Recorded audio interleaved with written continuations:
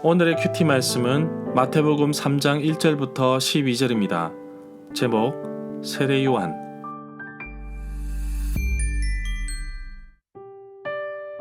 먼저 앞뒤 문맥을 살펴보겠습니다. 마태복음 1장부터 2장에서는 예수님의 탄생과 애굽으로 피신을 다루고 있습니다. 3장에 와서는 세례 요한이 등장하고 곧이어 예수님께서 세례를 받으십니다. 예수님의 탄생부터 공생애까지의 내용은 기록하지 않고 있습니다. 그러나 누가복음에서는 예수님과 세례 요한의 사촌관계와 예수님의 유년 시절을 잘 기록하고 있습니다.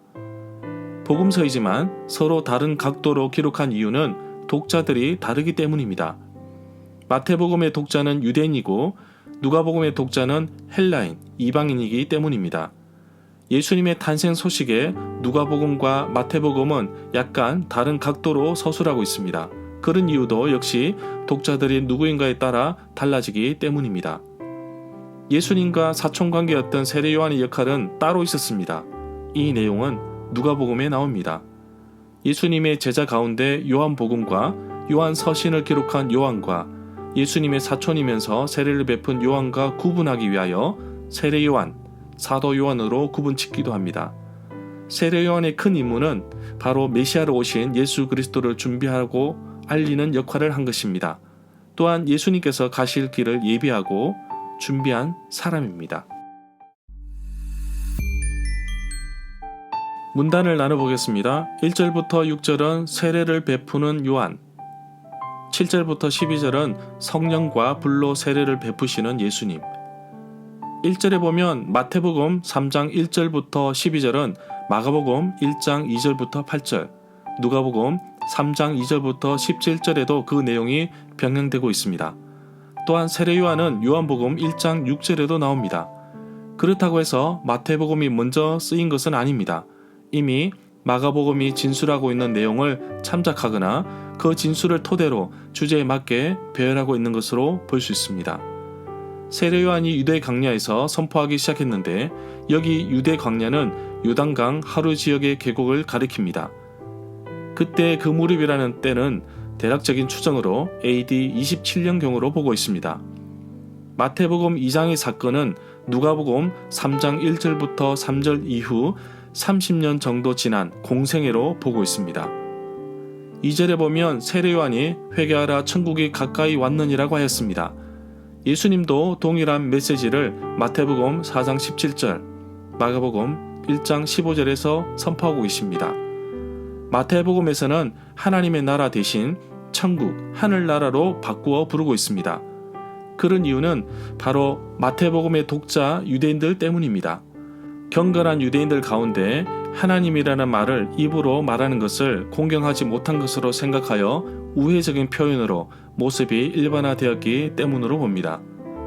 3절에 보면 이 구절은 이사야 40장 3절의 말씀을 인용하였습니다.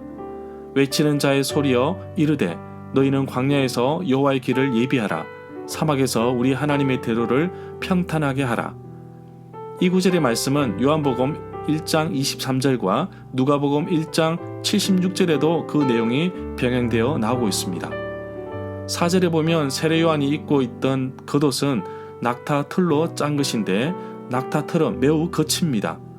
그래서 세례 요한의 겉모습이 엘리야가 입었던 것과 유사해 보입니다.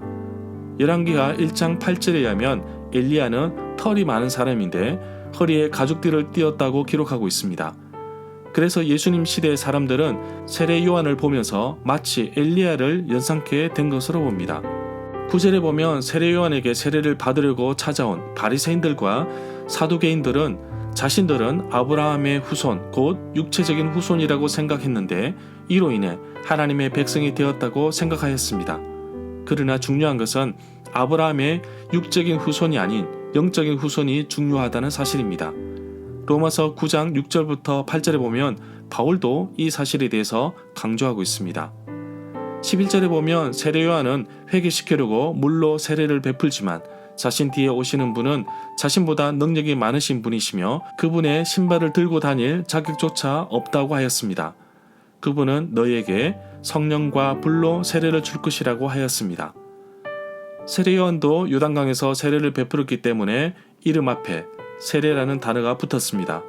그러나 분명한 것은 세례 요한은 앞으로 오실 메시아 예수 그리스도에 대해서 알고 있었고 자신의 역할이 무엇인지 알고 있었던 사람입니다.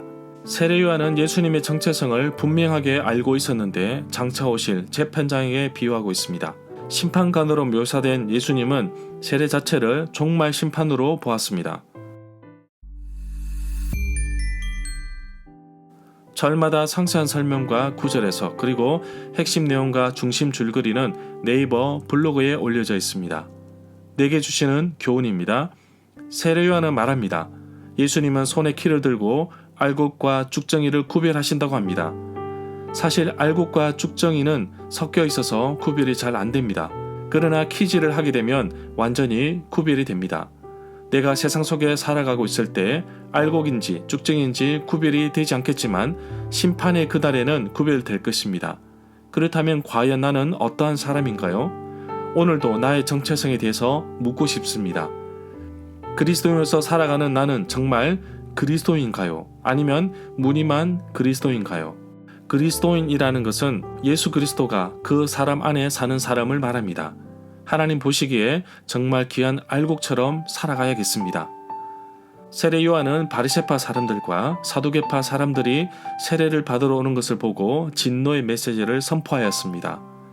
그들이 진정으로 회개의 세례를 받으러 왔다면 세례 요한이 그렇게까지 분노의 메시지를 선포하지 않았을 것입니다.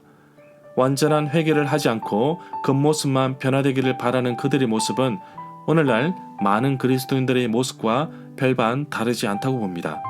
오늘도 하나님 앞에서 회개하며 의의 열매를 맺으며 살아가는 하루가 되기를 간절히 소망합니다.